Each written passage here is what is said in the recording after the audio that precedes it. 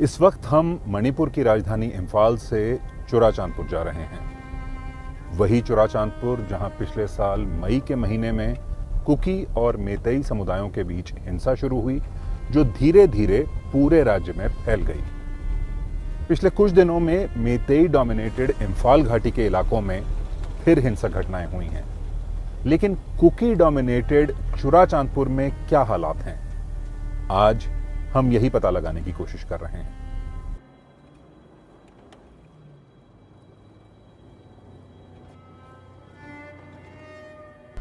चुराचांदपुर पहुंचते ही हालात ऊपर से तो सामान्य दिखे, लेकिन इस ऊपरी परत के नीचे छुपे दर्द और तनाव को महसूस करने में ज्यादा वक्त नहीं लगा।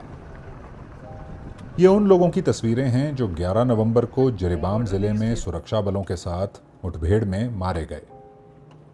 बताया जा रहा है कि इन 10 लोगों में से 8 चुराचांदपुर के रहने वाले थे। राज्य सरकार का कहना है कि ये लोग आतंकवादी थे।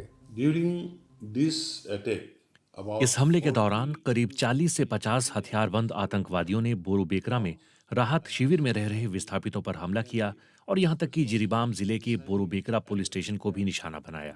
उनका उद्देश्य भय और विनाश फैलाना था। हालांकि वहां तैनात सीआरपीएफ कर्मियों की समय पर और निर्णायक प्रतिक्रिया के कारण हमले को विफल कर दिया गया। उनकी बहादुरी और त्वरित कार्रवाई ने उन 10 आतंकवादियों को मौके पर ही ढेर कर दिया, जिससे राहत शिविर में रह रहे सैकड़ों निर्दोष लोगों की जान बच गई। लेकिन चुराचांदपुर के लोग कह रहे हैं कि ये सभी लोग विलेज वॉलंटियर थे जो अपने समुदाय के लोगों की रक्षा के लिए जिरीबाम गए थे। हम कुछ मृतकों के परिवारों से मिले।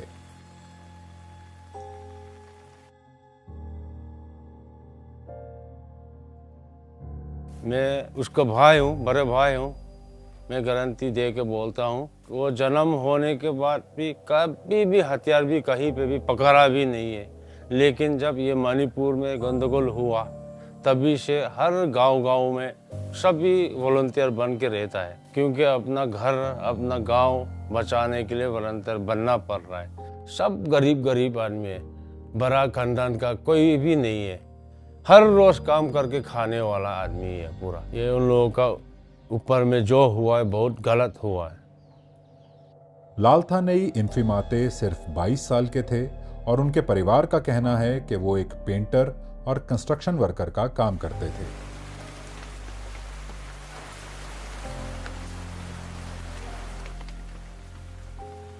इस घर से कुछ ही दूरी पर एक और घर में मातम छाया हुआ था। बारथा की अपने बेटे जोसेफ से आखिरी बार 10 नवंबर को बात हुई थी। अगले दिन उन्हें पता चला कि उनका 20 साल का बेटा जिरीबाम में मारा गया है। मेरा बेटा विलेज वॉलंटियर के तौर पर हमारे लोगों की सुरक्षा के लिए गया था। सब लोग कह रहे हैं कि वो उग्रवादी था। सरकार से मेरी दरखास्त है कि जो लोग भी मर रहे हैं उन्हें उग्रवादी ना कहा जाए। जोसेफ लाउदेतुम खोबोंग के परिवार का कहना है कि वो 10वीं कक्षा की पढ़ाई कर रहे थे और ड्राइवर का काम भी सीख रहे थे। मरने वाले ये सभी 10 लोग मार समुदाय से हैं और उनकी मौत के बाद से चुराचांदपुर में तनाव है।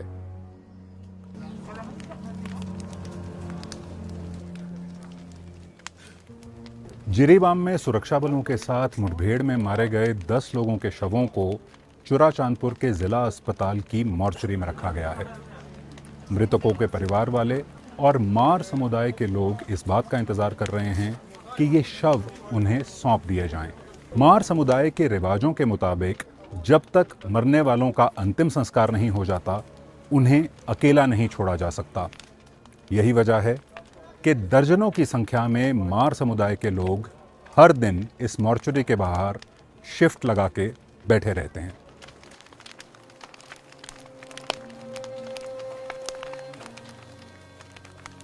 कुछ ही दिन पहले चुराचांदपुर में कुकी संगठनों ने इन मारे गए लोगों की याद में खाली ताबूतों की एक रैली निकाली।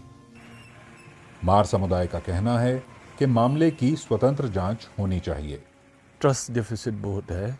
अभी हम लोग का ऊपर में ऐसे 10 आदमी को मारा है, ये फर्स्ट टाइम है आफ्टर मई 2023। इसलिए यहाँ का मूड तो डिसकॉन्टेंटमेंट, एंगर बहुत बड़ा है। पिछले साल जब कुकी और मेतई समुदायों के बीच हिंसा शुरू हुई तो दोनों ही पक्षों ने अपने गांव की सुरक्षा के लिए हथियारबंद गुट तैनात कर दिए। तब से राज्य भर में इन सशस्त्र समूहों से जुड़ी कई हिंसक घटनाएं सामने आई हैं। हिंसा में जल रहा मणिपुर अमन से अब भी कोसों दूर नजर आ रहा है। वीडियो जर्नलिस्ट अंशुल वर्मा के साथ राघवेंद्र राव, BBC।